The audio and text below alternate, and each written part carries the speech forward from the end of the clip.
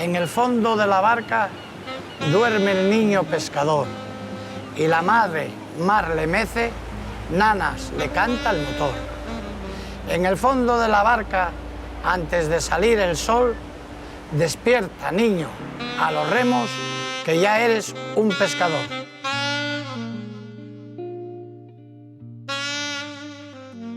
Este ya un problema que me dedicó a mí Pacheco, porque era un niñín. Mi corazón se llama Cudillero. Así se titula uno de los poemarios de Jesús López Pacheco. El libro recoge las vivencias de un jovencísimo escritor que a principios de los 50 trabajó varios veranos junto a los marineros asturianos. Esos poemas fueron el legado de uno de los miles de estudiantes que durante casi 20 años participaron en el misterioso y siempre silenciado Servicio Universitario del Trabajo, el SUT.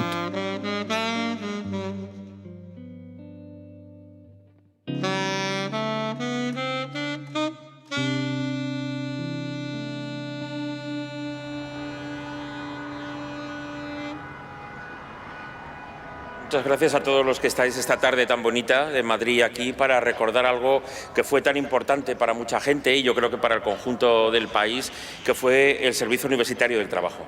Pero ¿qué fue realmente el SUT, como se le conoce, y los sutistas, que es como se llamaba a los que eran miembros? ¿Qué invento era ese? ¿A qué se dedicaron? A ver, es que mira, escribes SUT en internet y es que no sale nada. Sí, pero hay aquí una entrada en Wikipedia, pero tienes que poner Servicio Universitario del Trabajo. Vale, mira. ¿Habéis visto toda la gente conocida que pasó por el SUT? Mira, el SUT fue una iniciativa del sacerdote José María Llanos para facilitar la aproximación entre los estudiantes universitarios y el mundo obrero. Nació a comienzos de los años 50, en el contexto de la dictadura de Franco. Consistió en campos de trabajo que funcionaban en los veranos distribuidos por toda España, a los que se apuntaban los estudiantes que querían. El SUT nace, yo creo, como una idea necesaria de que los chavales que están en la universidad y que son hijos de papá y que de alguna manera son hijos del régimen también, vayan a vivir la vida de los trabajadores. Y es una experiencia verdaderamente revolucionaria, porque estos chavales llegan al mundo del trabajo y despiertan. ¿Despiertan a qué? Despiertan a la realidad de la vida, a lo que no conocen en casa. España era terrible toda. España era un país pobre, un país miserable, un país que vivía bajo una dictadura terrible, de pensamiento único, de partido único, si es que aquello se puede llamar partido. Y claro, yo llegué a conocimiento de que existía el SUT, Servicio Universitario de Trabajo, y que además que lo dirigía el padre Llanos y Eduardo Zorita. Yo creo que el secreto de Llanos es que tenía un pie en un sitio y otro pie en el otro. Porque él al principio era un converso de Franco, en cuanto que creía que Franco iba a salvar al país después de las barbaridades que se hicieron en la guerra. Yo creo que ahí está el secreto de Llanos. Tenía muy buenos amigos y tenía una credibilidad en la España de Franco. Y el padre Llanos nos lió, porque se puede decir, estaba ya Zorita con él, intentando poner en marcha esto, y nos llevaron a Rodalquilar, a unas minas de oro. Y además ahí sí que no había apenas, no había nada. Se hablaba del aspecto social, pero de política en absoluto. En ese grupo el más destacado era, que luego ha llegado a ser importante, Ramón Tamames. Nos llevaban de paseo a la playa, nos sentábamos y Eduardo Zorita nos explicaba el sentido del SUT, etcétera, etcétera. Un proyecto hecho con el padre Llanos y otros colegas para que los estudiantes tuvieran un contacto con las clases trabajadoras. En el mar, en la agricultura, en la minería, en la industria, etcétera. La experiencia del SUT fue interesante en un sentido. No se puede tener una mentalidad consciente del mundo en que vives y por lo tanto de cómo hay que cambiar este mundo si no conoces, si no te ligas a la realidad de lo que es el mundo del trabajo. Fue importante porque ayudó, yo creo, a mucha gente, a muchos estudiantes a tomar conciencia de lo que era el mundo obrero y de la realidad, realmente, de otra realidad que la realidad que vivíamos en la universidad. Yo creo que eso era fácil vivirlo, porque vivías en un momento en el que en una sociedad en la que había una desigualdad enorme y te sentías privilegiado pudiendo ir a la universidad, ¿no? Yo creo que sí llegué con una gran sensación de que la universidad era una formación que tú tenías que devolver. Yo poco a poco iba conociendo a gente allí y tal, y a mí me causaba verdadera sorpresa todo el conocimiento de aquel mundo, ¿no? Primero los conocía a ellos, luego conocía sus vivencias, te hablaban de su familia, de lo que hacían en su vida, lo que hacían los fines de semana, lo que hacían en sus vacaciones, este tipo de cosas, ¿no? Y para mí fue el descubrimiento totalmente de un mundo al cual yo no había tenido acceso hasta entonces. ¿Nunca habías visto un obrero antes? No, que no había visto obreros, porque yo vivía en un mundo en el cual no me cruzaba con obreros, claro.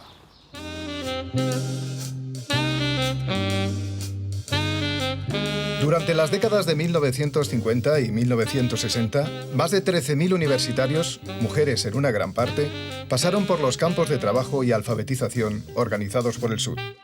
Alrededor de 250 empresas, algunas tan relevantes como Altos Hornos, Adaro, Endesa, Unosa o Río Tinto, dieron empleo a estudiantes en 45 de las 50 provincias españolas durante 20 veranos. Mientras unos abandonaban a medida que acababan sus estudios, otros que llegaban nuevos a la universidad se iban incorporando en una permanente renovación. El SUD supuso el aprendizaje de una actitud ante la vida, una suerte de iniciación. Para los privilegiados universitarios de aquella España pobre y sometida, nada volvió a ser lo mismo después de esta experiencia que en muchos de los casos sería el detonante de su futura actividad política en la oposición a la dictadura. En ese sentido, pues yo quiero llamar a Alfredo Muñoz Giner para que venga aquí, se acerque conmigo y también nos cuente algo de su experiencia, aunque sea muy brevemente. Cuéntanos, Alfredo, ¿tú por qué te acercaste al SUD? ¿Cuál fue el primer impulso tuyo? La primera vez que me acerqué al SUD fue en la universidad porque vi un cartel anunciando los campos de trabajo del verano. Y me fui a un campo de trabajo que era una mina. Ahí lo más importante que aprendí fue la solidaridad, que eso no me lo había explicado ningún catedrático, ni en el colegio. Los mineros, cuando la mina crujía y amenazaba desprendimientos, se echaban sobre nosotros para cubrirnos, para que no nos... O sea, eso fue lo que más me impresionó. Muy bien, pues muchas gracias a todos por vuestra presencia y participación. Mira, los chavales que se acercan. Hola, ¿cómo estáis? ¿Qué tal? Hola. ¿Qué tal? Hola, pues muchas gracias, muy amables. ¿Sí? Hola, ¿Alfredo Muñoz Giner? Sí, soy yo. Hola, soy Sergio, soy el estudiante universitario que habló con usted de la salida de la conferencia del campo de la cebada. ¿Se acuerda de mí? Claro que me acuerdo. Estoy yendo con mis compañeros para allá para confirmar que se mantiene la cita. Por supuesto, así quedamos. Hola, ¿qué tal? Pasad. ¿Qué tal? Soy Rocío. Sergio, ¿qué tal? Hola, muy bien. Pasar a la izquierda. Yo os puedo contar cosas del sur. Es que hablábamos el otro día de que en la cebada nos quedamos bastante impresionados de todo este movimiento universitario, porque no habíamos oído hablar de ello en nuestra vida. Nos sorprendió que en esos años en España hubiera jóvenes que hicieran ese tipo de cosas, así que vamos preparando el trabajo de fin de grado en la universidad y queríamos hacerlo sobre el SUD, a ver qué nos podías contar tú. Hombre, yo os puedo contar las cosas que yo viví, pero el que más sabe del SUD es Eduardo Zorita, que fue el primer jefe del SUD y el primer jefe de campo, pero lo que pasa es que vive en León y os puedo acompañar. ¿Y él nos recibiría? Claro, es muy amigo. ¿Cuándo cree que podría él? Él mañana está jubilado. Yo le llamo y quedamos. ¿Vale? ¿Verdad que nos vamos a León? Nos vamos a León mañana.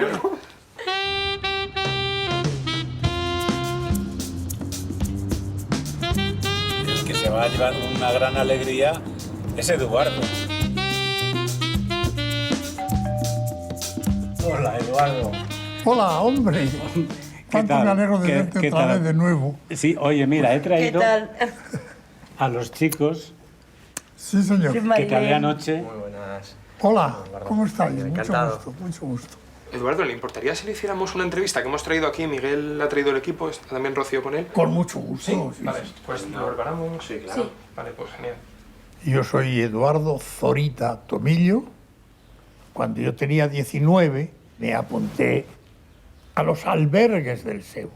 Y todos los días nos formaban para izar banderas y arrear banderas. Al arrear bandera, Jaime Suárez miraba al cielo y decía: Señor, José Antonio está contigo. Nos guía el caudillo por el imperio hacia ti. Y entonces él era algo enfático y decía: Señor, y esperaba un rato.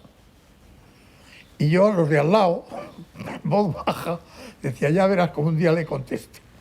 Se va a organizar aquí. Y hasta que un día le contestó. Dijo: Señor. Pasaron unos segundos y se oyó ¿qué?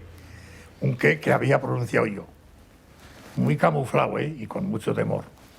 Pero algo sospechaban y empezaron a amargarme algo la vida. Y allí estaba de capellán y sin duda en connivencia con ese grupo intelectual de falangistas auténticos que querían reorganizar la falange, estaba el padre Llanos. Y entonces Llanos surgió en mi defensa. Y nada, de ahí empezó mi relación con Llanos. Ahí surgió el SUT, ya está. Surgió la idea de que fuéramos a conocer la vida obrera y a trabajar. Nos apuntamos 3 y nos fuimos 3. El segundo año fuimos 30 y fuimos a Rodalquilar, lo mismo. Entonces, al ver la demanda creciente, Llanos habló con Jordana y Jorge Jordana, como he dicho, pues tomó varias decisiones. Una de ellas, crear un servicio universitario del trabajo y nombrarme a mí primer jefe. Me acuerdo de Rodalquilar, entre otras cosas, porque nos daban de cenar patatas fritas en cantidades industriales. Como tengo la cabeza como la tengo, pues me he hecho una chuletilla para no tener muchos errores en mi historia, porque es muy larga. Y aquí pongo que en el 51, con 17 años, estuve en las minas de oro de Rodalquilar. El primer capataz que yo tuve en Pont de Suert, en la ENER, era un tío singular. Quiero recordar que había estado en zona roja primero y después en la división azul. Este hombre me impresionó por su grandeza de corazón, de espíritu y de formación. Yo quizás sea el hombre en el SUT que más me impresionó. Sí. Mis males no tienen cura, que estoy penando por tu partida. Cuchillos de tu locura me están matando, se entraña mía, que soy minero. Estas son las ruinas del poblado minero de Rodalquilar, de las minas de oro de Rodalquilar. La verdad es que cada uno de los primero 3 y luego 10 o 12 estudiantes que vinieron aquí a trabajar en los veranos del 50, 51 hasta el 50 y tantos, pues vivían cada uno en una casa de un minero. Se repartían, vivían en la casa pero comían en casas distintas para que el coste no fuera tan grande para la familia.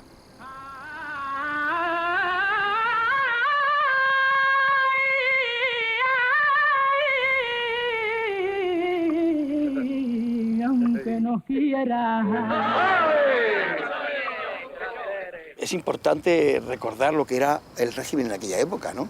En los años 50 la dictadura era muy dura, era un panorama sombrío, triste, de miseria, de hambre, era posguerra, de ejecuciones, sin juicio, era terrorífico.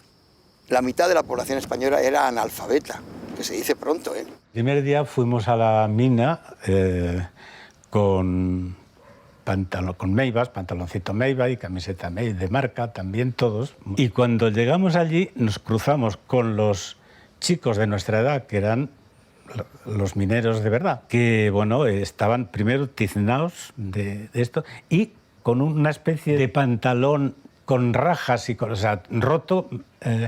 Estaban medio desnudos. Y bueno, la impresión fue primero, yo me sentí ridículo. Ahí me di cuenta que éramos un poco gilipollas o pijos los que bajábamos.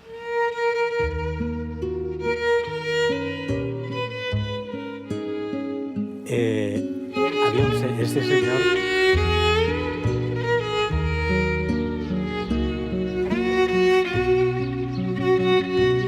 ¿Cuánto tiempo sin verte? Dame un abrazo.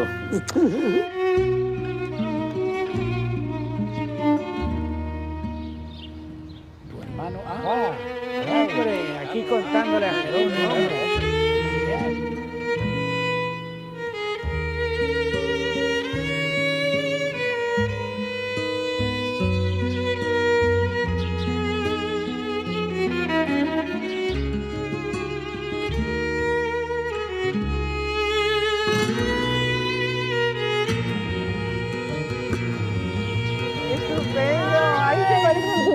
Parecidísimo.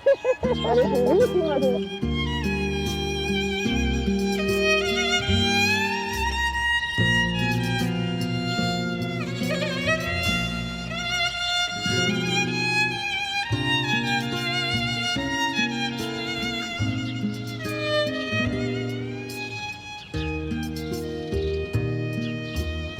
Pues eso es el Pozo San José, uno de los pozos más importantes mineros de todo el Valle de Turón.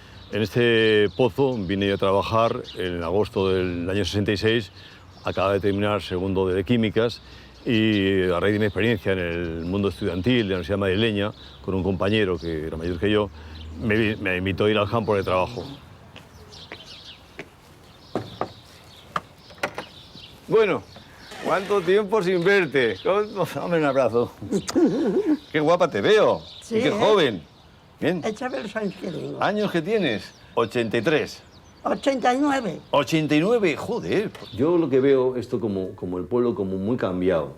No, cambiar, claro que cambió. La gente, oye, vivían aquí, marcharon a vivir para otros lados. En el año 66 el pueblo estaba en una ebullición, gente para arriba, gente para abajo, bares, tiendas, el teatro, el Ateneo, todo, había gente por todas partes, esto era todo muy sucio, muy lleno de polvo de carbón, pero gente, y ahora es todo ahí. Eso es nada.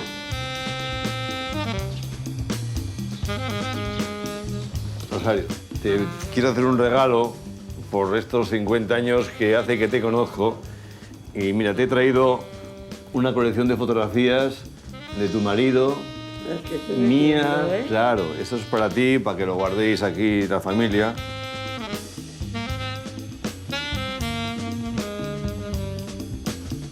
Ese mes fue clave, tanto es así que volví al año siguiente y pasé otro mes aquí en las mismas circunstancias. Son lecciones que no me he arrepentido jamás en la vida, a mí me supuso una toma de conciencia con el mundo real de este país, por medio de sus mejores representantes, los mineros asturianos. Hombre, Emilio. Debe ser Emilio. Aquí no puede haber otro más que tú y yo. Exactamente. Joder. Chaval, qué alegría verte en nuestro pueblo. Tenía ganas de que pudiéramos hablar un rato del verano aquel. Yo salí de una mina parecida a esta hace 50 años, tras compartir la experiencia con 10 compañeros más, a los que nunca más he vuelto a ver. No obstante, nunca los he podido olvidar y creo que se merecen un pequeño homenaje en la forma de un poema que escribí en aquellos años. ¿Te acuerdas del suelo que nos devoraba todas las mañanas? Nosotros estábamos en una galería a unos 500 metros aproximadamente de profundidad y se hundió el suelo de la galería. Y delante de mí, literalmente, así, tocándole la espalda, 4 mineros se cayeron en aquel agujero. He muerto 1000 veces desde aquellos días. Yo era estudiante de medicina y dije, hombre, Yo a estos los saco de ahí, a estos los saco yo seguro. Y fue poner el pie en el agujero intentando acercarme y el agujero aquel profundizó hasta desaparecer completamente con las 4 personas estas y yo me quedé en el canto del orificio y pude salir reptando hasta la galería, ¿no?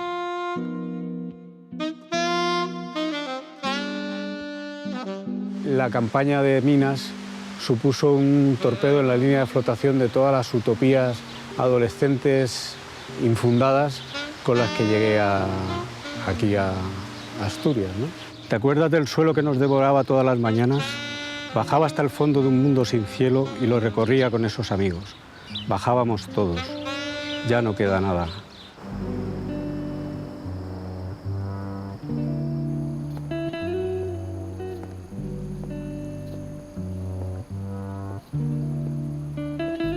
Estuve en Hinojares hace 51 años. Vine en una campaña de alfabetización que organizó el SUT y me produce una cierta emoción encontrarme aquí porque no pensaba que iba a poder volver a verlo.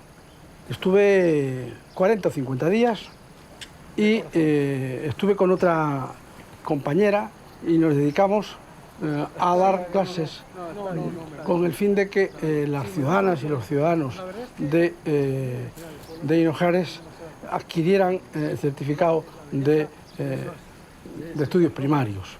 Había mujeres de todas las edades, chicas desde los 15 años hasta los señoras mayores que, ya digo, querían escribir a sus hijos y para eso aprendían a leer. Y hacíamos, por ejemplo, lo que hicimos fue una obra de teatro, Bodas de Sangre, y nuestros alumnos analfabetos se aprendieron el papel de memoria y actuaron divinamente. La gente captó muy bien lo que era, como era un drama rural, lo captó con mucha intensidad y bordaron el papel, lo vivieron muy bien.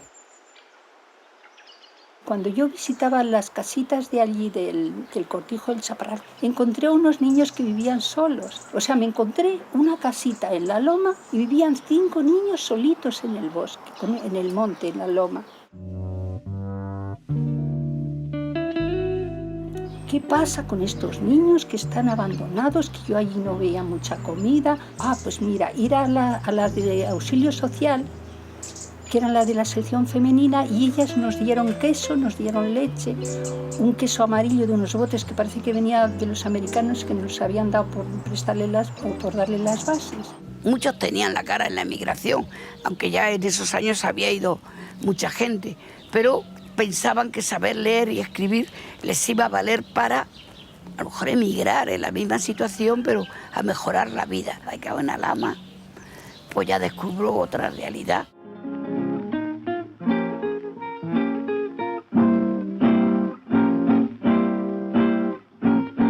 Entonces veo cómo contratan a la gente en la plaza del pueblo, cómo los suben a un camión y los que se quedan sin el camión, pues era un destrozo, como diciendo, hoy no como. Bueno, empiezo a sentir los sentimientos de desigualdad, de diferencias de clase, de todo eso, que yo no lo sentía porque me habían educado mis padres en otra manera. Y desde entonces me propuse acabar con esa desigualdad, luchar contra todas esas cosas.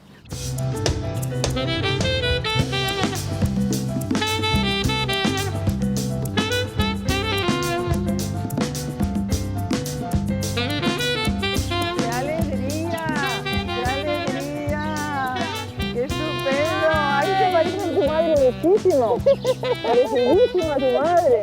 ¡Qué alegría! ¿Qué tal? Bien, ¿y tú? Muy bien, estupendo. Ay, Dios mío, estás igual que cuando... Vinieron, enseñaronnos a escribir ben, facíamos pues cuentas en moitos problemas. El río Tajo, que casi no lo sabía, y en aquel momento para hacer los estudios esos se me quedó muy grabado, que era el más largo de España. Y entonces en aquel momento lo tuve que aprender. E fixeron un examen, cuyo examen aprobámoslo casi todos, ou todos, os que viñéramos daquela. Llegamos de noche, nos pusieron de cenar, nosotros estábamos allí un poquito cortados, pues sin saber cómo nos iban a tratar, pero vamos. Al día siguiente fuimos a ver la escuela, en casa de José Basanta, que en paz descanse. Era una casa privada y ahí tenía una habitación grande y tenía un aula. Y ahí empezamos, al principio iba poquita gente, porque eran desconfiados, no sabían si éramos del aparcelamiento. Y por la tarde, eso de las 6, empezábamos las clases. Estábamos hasta las 9. Y hay que ver la voluntad que tenía la gente, después de estar todo el día trabajando en el campo, chicos y grandes y todos, tenían ganas de aguantarnos nosotros 3 horas, desde las 6 hasta las 9, que muchas veces teníamos que echarlo casi a palos. Oye, está bien, vámonos para mañana, hombre.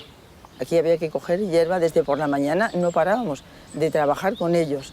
Había que llevar la vaca al toro, hacer pan y estábamos en una especie de diálogo, dialéctica a lo largo de todo el día, permanente, haciendo todas las tareas sin olvidarnos en absoluto de cuál era nuestra misión didáctica. Pero todos los que examinaron, aprobaron. Y a la señora y señorita le dieron el certificado de aprobado el servicio social, que era de la cosa de la sección femenina de la Falange, con el cual podían sacar el pasaporte, o ir al extranjero, o ir lo que quisieran, o colocarse. Bueno, qué momento, volver a Teleclub. Además, de verdad, a recordar. ¿Tienes una mano? No. Vas bien. Muy bien. Os teleclubs foi unha idea para poder xuntar a xente. Un pouco, porque non había onde reunirse. Entonces decidiron, pois, que... Pareceme que non sei se serían os universitarios de facer un sitiño para poder xuntarse a xente un pouco.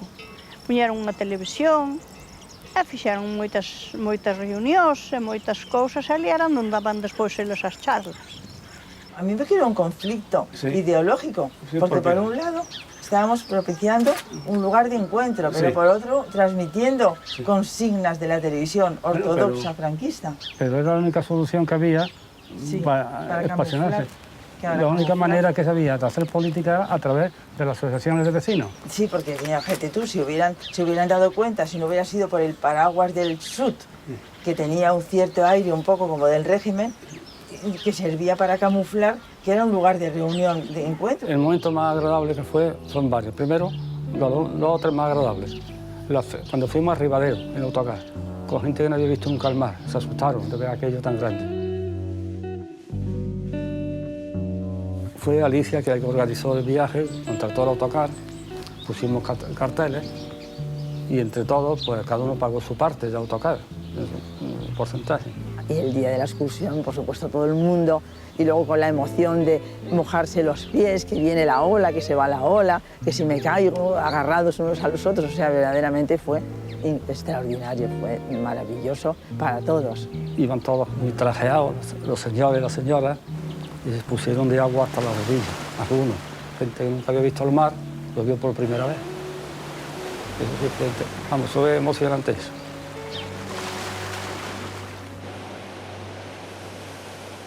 Este es el portón primero de la... El portón primero y este es el otro portón. El otro portón por donde vamos a entrar. Estimados compañeros de Experiencias del Sud, me ha sorprendido la carta que me llegó a mi dirección actual después de 44 años en que resido en Oviedo. Yo conocí el Sud a través de una profesora de filosofía durante el bachiller. La fábrica de Sella. ¿Y desde qué año dejó de funcionar? Pues yo creo que lleva 50 años cerrada. Ah, bueno, pues entonces yo había nacido en Vigo y bueno, pues me vine a Santoña. Bueno, pues descubrí en Santoña que el trabajo obrero pues es un trabajo muy duro. Trabajábamos 8 horas, luego cuando llegó la costera del Bonito pues trabajábamos hasta 10 horas, algún día especial pidieron que trabajáramos 12 horas porque había mucho que hacer. Sí, era cuando se entremezclaban, o sea, para que aprendiéramos cómo eran, nunca nos ponían juntas, ¿no? Entonces había una mesa larga, pues a lo mejor estábamos en un extremo y el otro en otro. Entonces, bueno, pues eran las conversaciones normales de ellas. A las chicas jóvenes les interesaba mucho si teníamos novio, eso era lo primero que preguntaban. No había demasiadas reivindicaciones en la fábrica aquella de mujeres. Bueno, y esto era el almacén cuando ya estaban las latas hechas, ¿no? Para, se guardaba todo cerrado. Yo me guardaba el producto aquí. El producto aquí. Una oficina muy pequeña. Ay, pues están todavía los archivos. Mira, aquí están lo que se pagaba, ¿no? Mira. América Menéndez, horas 32, pesetas 320. Un poco anterior a mí, del año 66. Veía la situación de las mujeres allí que trabajaban, tenían la doble jornada laboral, y yo les preguntaba, ¿pero no hacen nada los hijos? ¿Ponle la lavadora? No hacen nada. Y el marido a lo mejor pues tenía bronquitis y estaba sentado en casa. No, en ese caso toma la cerveza y ve la televisión. Y no hacían nada, ellas tenían todo.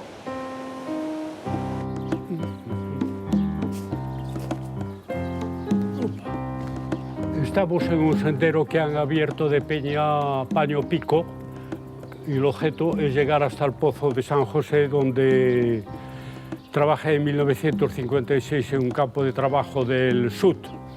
¿Cuántos kilómetros hay? Y aquí pone 2,8 kilómetros hasta el Pozo a costa. ¿Y esto lo hacíais vosotros todos los días?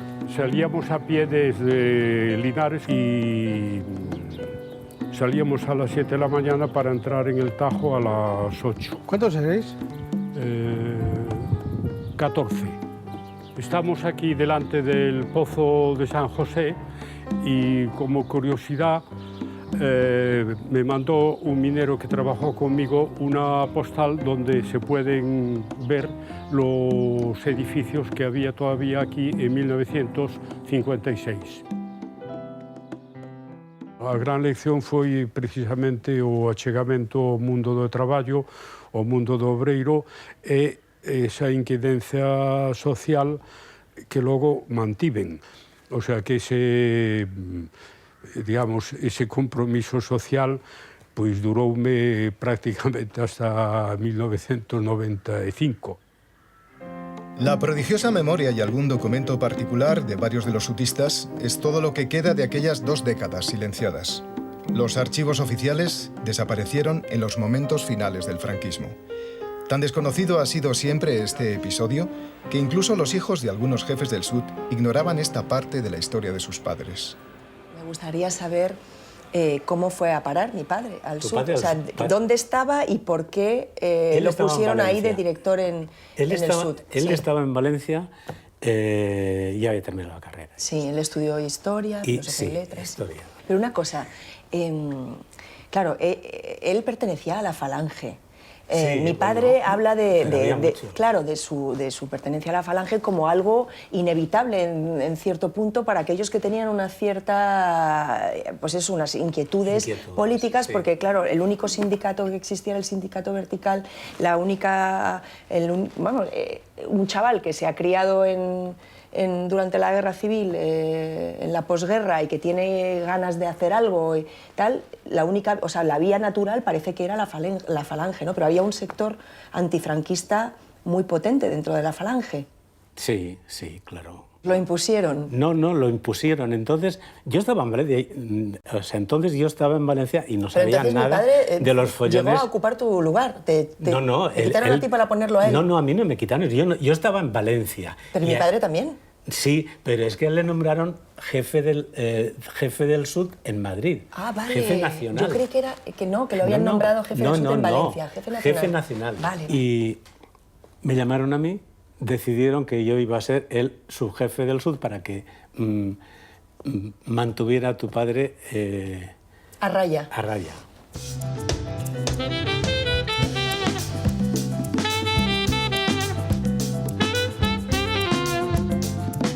Años después, la fraternal relación aún congrega en Madrid a aquellos jóvenes que dedicaron parte de sus vacaciones y tiempo libre a las actividades promovidas por el Servicio Universitario del Trabajo, conscientes del valor de su ejemplo como piedra angular de la Revolución Nacional Sindicalista.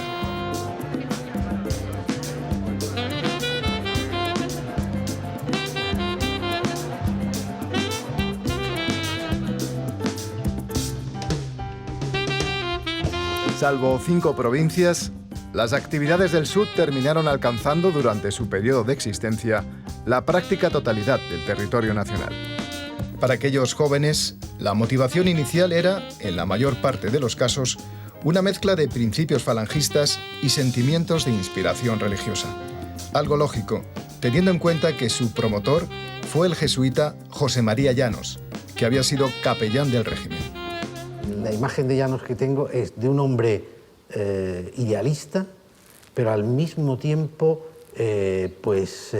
seco y difícil y complejo. El rostro más bien pálido, la mirada acuosa y una boina, un jersey extraño en sus relaciones. Llanos era hosco, era difícil de carácter y por otra parte muy a ras del suelo.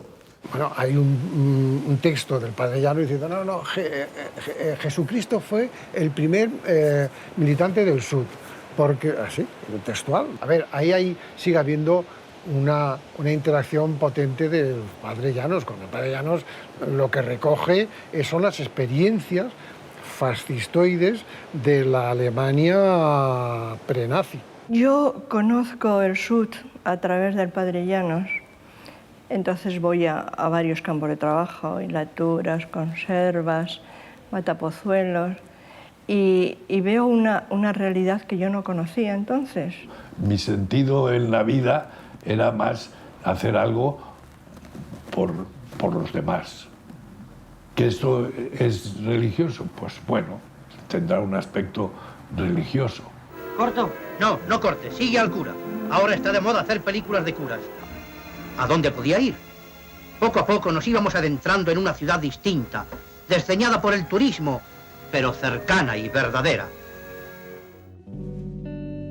El trabajo manual, la camaradería juvenil y el contacto con los más necesitados actuaban como reclamo para aquellos ilusionados universitarios movidos por intenciones altruistas y de servicio, encarnación de lo que el cura Llanos llamaba el hombre nuevo. Y el hombre nuevo, ya en la mente de Llanos, era un hombre que intelectualmente trabajaba, pero manualmente también. Eso lo tenía él desde el principio, me iban a hacer un hombre nuevo y yo era materia prima para eso.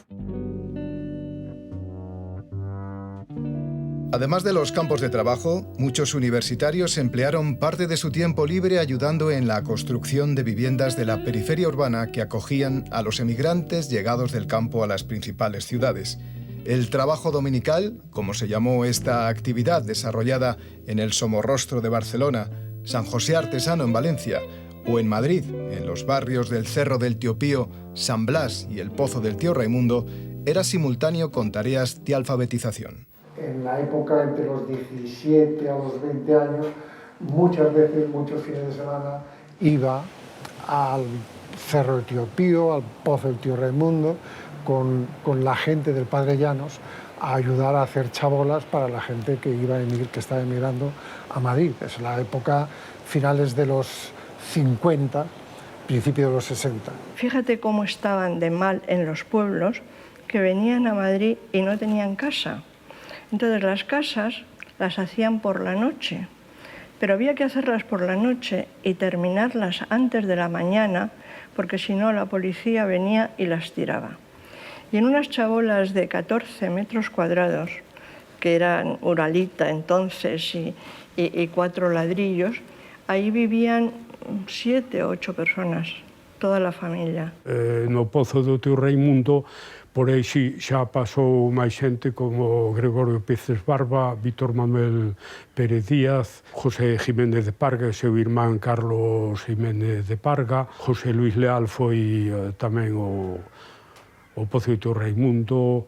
Era la época de la gran emigración, ¿no?, hacia Madrid y Barcelona, pero nosotros veíamos la de Madrid, de los que llegaban con las maletas de madera, que llegaban en los trenes. Procedente de Granada y que tiene su llegada a las 17:30, ha efectuado su entrada en la vía 1.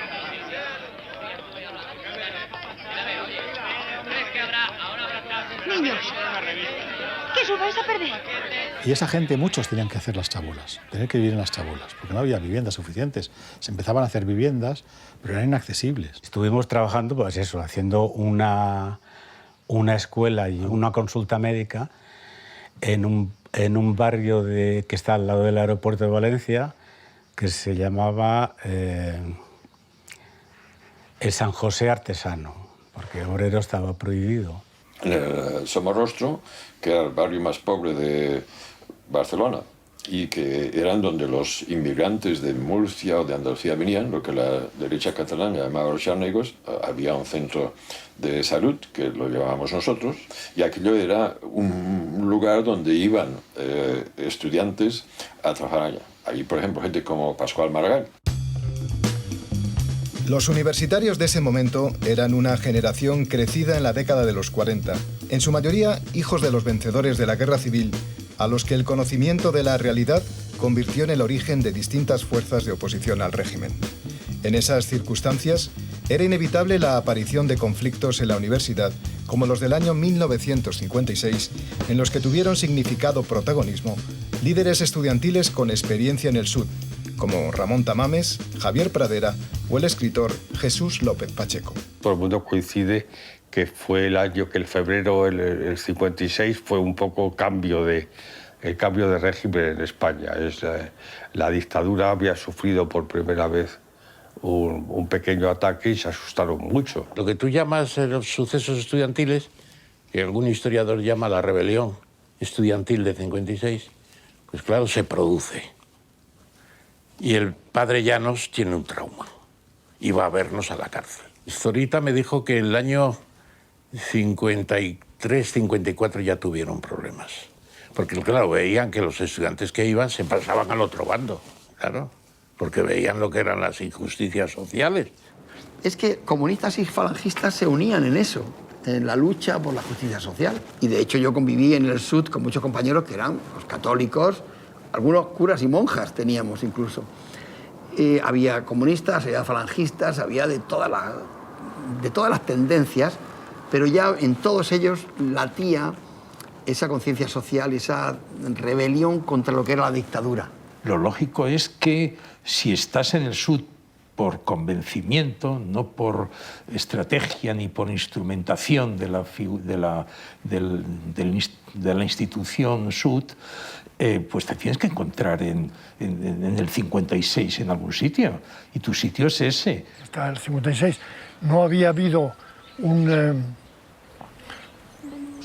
contenido político fuerte en el Sud, pero a partir de esa época ya, digamos que el debate político llena todo. Nosotros infiltramos el Sud para presionar por fines políticos. Y eso es lo que nosotros queríamos. Que luego fueran a un partido político o otro era el paso consecuente. Pero nuestra motivación era politizar, no solo en sentido partidista, pero en sentido democrático antifascista, a aquella juventud. El sacerdote seguía adelante por terraplenes y desmontes. ¿No estaría equivocado? Un hombre respondió a una pregunta suya señalándole el camino. Pronto aparecieron las primeras cuevas y chabolas del cinturón suburbano de Madrid. De manera paralela a la evolución del Sud y la sociedad, el cura Llanos decide compartir destino con la parte de la población en peores circunstancias y se muda a una chabola en Palomeras, núcleo masivo de inmigración rural hacia Madrid. Que a partir de los inicios de los años 50 y con claridad desde mediados de los años 50, cuando se retira al Pozo del Torre Raimundo, hay una afirmación personal de que su camino no es el mismo camino del régimen.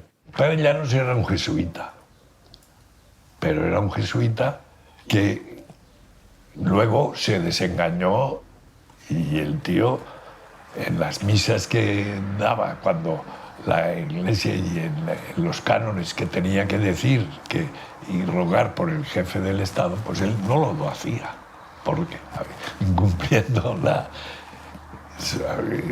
su obligación sacerdotal.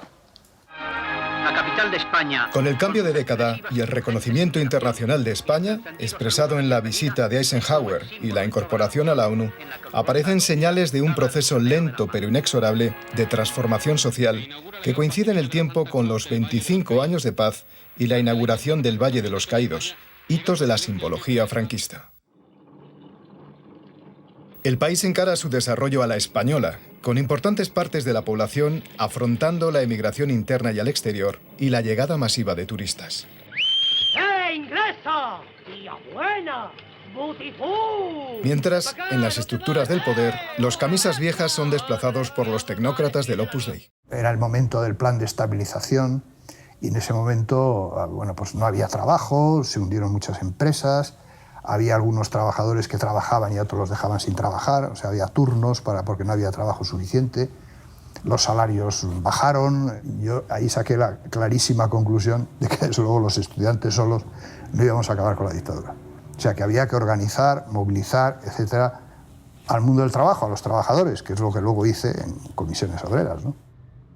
A principios de los 60 se amplía la actividad del SUT, incorporando campañas de alfabetización y extensión cultural desarrolladas principalmente en el entorno rural. Cuando las faenas agrícolas terminan, da comienzo la empresa de los jóvenes estudiantes en los rincones más apartados de la provincia, la campaña de educación popular entre los campesinos. Esta obra, comenzada hace 3 años, consiste en enseñarles a leer, escribir, geografía, historia, aritmética y otras materias elementales que ayuden a estos hombres y mujeres a ampliar el horizonte de sus conocimientos para que adquieran un sentido más completo de la vida. La primera campaña de alfabetización se hizo en el año 62, en Granada. Y nosotros seguimos con las dos actividades, es decir, con los campos de trabajo y con las campañas de alfabetización primera y de educación popular después, porque las actividades se ampliaron mucho, no se trataba solo de enseñar a leer y escribir a la gente, sino de que percibieran otras cosas. El impacto que tuvo en los propios estudiantes lograr que personas que estaban ajenas al mundo alfabetizado entraran en él, en el mundo de los libros, es realmente emocionante, porque para ellos el poder leer es como si los ojos fueran increíblemente más potentes, porque pueden descifrar la realidad. Ella lo que más quería es aprender la firma. Vamos, hija, dame la mano. Enséñeme la firma, para que no tenga yo que poner el dedo. Era una obsesión no poner el dedo de analfabeta. Y los hombres tenían las miras puestas en que saber leer y escribir le iba a permitir leer los andenes de las estaciones cuando tuvieran que emigrar. Antes de irme, intenté organizarles. Iba a los cortijos y entonces cuando yo iba, organizaba una reunión con los trabajadores. No con los propietarios en general, sino con los trabajadores. Y eran ya más orientadas a la agitación.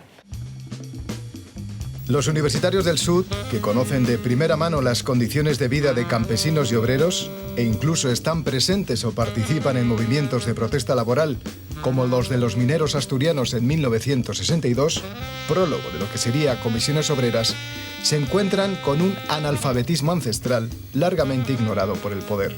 Lo que vemos es que la universidad empieza a ser uno de los núcleos en donde la movilización política se va a ir dando. Van a aparecer organizaciones, plataformas unitarias como la FUDE, la Federación Universitaria Democrática de Estudiantes, el Frente de Liberación Popular, el famoso Felipe, los pequeños núcleos muy pequeños del PC, en Madrid de la Agrupación Socialista Universitaria y en algunos otros puntos muy concretos, y sobre todo ese ambiente que en los años 60 va a hacer que professores i estudiantes cada vegada s'alegen més de la dictadura. Les dictadures tenen sempre un problema amb els estudiants i amb les universitats, diríem, no? És a dir, bueno, per tant, això és un front de lluita important. I en aquesta situació hi havia els partits d'esquerres més petits utilizaban el SUD para ver si fichaban trabajadores. Nosotros utilizamos el SUD, los que estábamos organizados ya en partidos, aparte de vivir esa experiencia, también para relacionarnos y captar gente, ¿no? En el 62 detienen a Julián Grimau, asesinan a Julián Grimau y fusilan a otro. Entonces ya se convierte todo en una lucha política que empieza la unión con los trabajadores, las manifestaciones. Entonces ya no era el camino del SUD, que estaba más reducido, sino era el camino de la lucha antifranquista. Somos universitarios, tralará, tralará, que queremos ser mineros. Mira, mira Marusiña, mira, mira cómo vengo yo.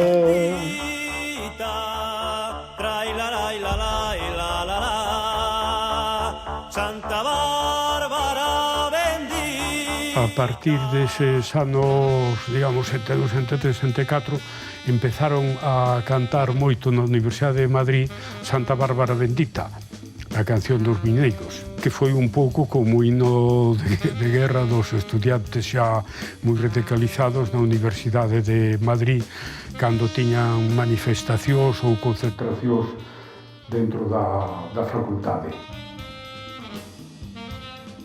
A partir de 1963 hay una clara relación entre las actividades del SUD y los movimientos de oposición. Las nuevas formaciones y los partidos clandestinos se infiltran y se nutren de este contingente de voluntarios universitarios, testigos en primera persona de injusticias y agravios. Muchos de los que se titulan cristianos no tienen de ello más que la careta, pues en su actuación son compañeros de viaje, cuando no actores principales de la gran conspiración comunista. Nosotros nos metíamos en el SUD con dinero de Franco y lo que hacíamos era crear opositores al franquismo.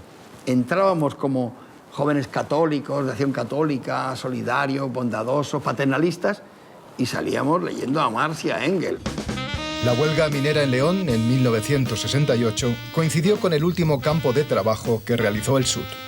El final del SUD en León, con las minas, con la cuenca minera de León, es una inducción de todos los radicales de la izquierda, de los universitarios, haciendo lo que tenían que hacer, que es decir a los obreros, oiga, déjense de ser los más domados. Claro, estaba totalmente penetrado todo aquello, ¿no? De gente pues de izquierdas, claramente de izquierdas. Yo era un apache, como dice Raúl del Pozo en una columna muy cariñosa, que llegué a Madrid en un camión de melones y así aterricé en León, con la suerte de que me nombraron como coordinador de campaña e iba en un Land Rover soltando la soflama, que era el pensamiento de Mao Zedong en aquella época.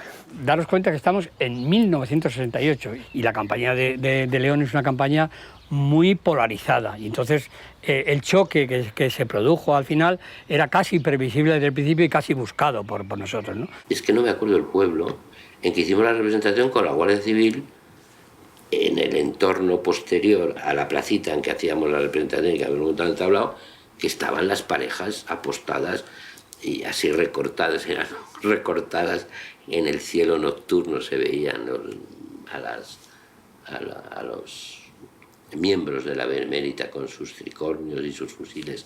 En un campo de trabajo de las minas de la zona de Ponferrada se organizó una huelga, pero tanto el gobierno civil de la provincia como los dirigentes del SEU consideraron que los 6 universitarios que trabajaban en esa mina eran los instigadores de la huelga, lo cual no era cierto. Bueno, la cuestión es que el SEU nos dijo que teníamos que eliminar, o sea, tenían que irse de León los 6 universitarios que trabajaban en ese campo de trabajo.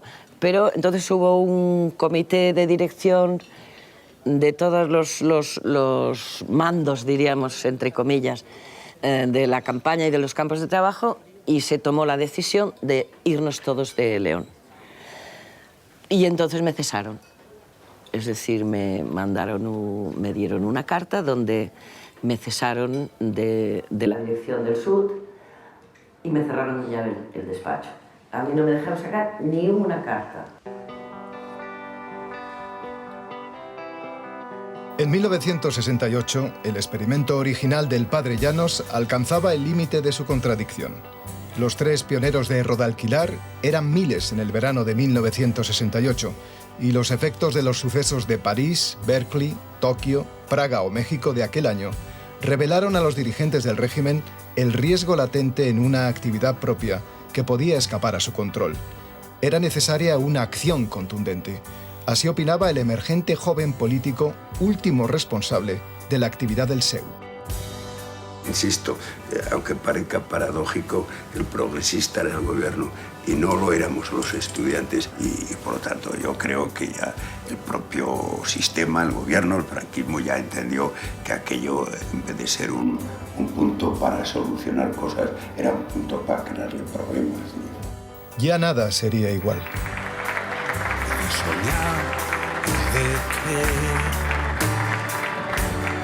Tiene que llover, tiene que llover, tiene que llover, que tiene que llover a cantaros, que tiene que llover, tiene que llover, tiene que llover, que tiene que llover.